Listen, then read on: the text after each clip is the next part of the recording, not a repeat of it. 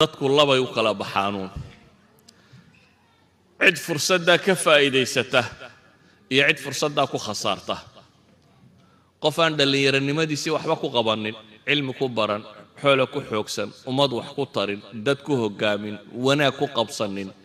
hurdo iyo film iyo kubad iyo orod iyo seexasho iyo suuq warwareeg iyo inta ku dhameeyay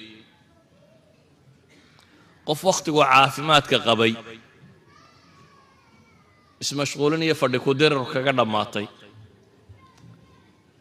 markuu xanuunsanaya dee waxba qaban kari maayo badan qof waqtigu firaaqada lahaa qofka dhalinyaradii waa wada firaaqo inuu isagu amal samaysto mooyaane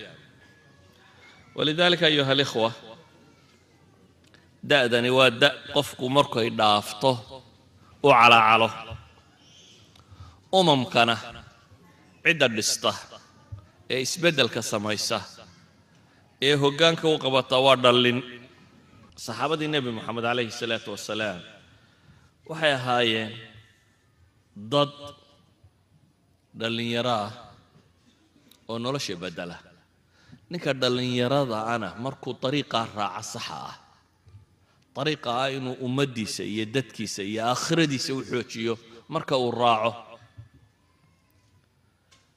aalaamtayna haysata waxaa ka mid ah dhalinteenna oo aan meel ay u socotaba garanayn hadaf nolosha kama leh muxuu rabaa inuu nolosha xaqiijiyo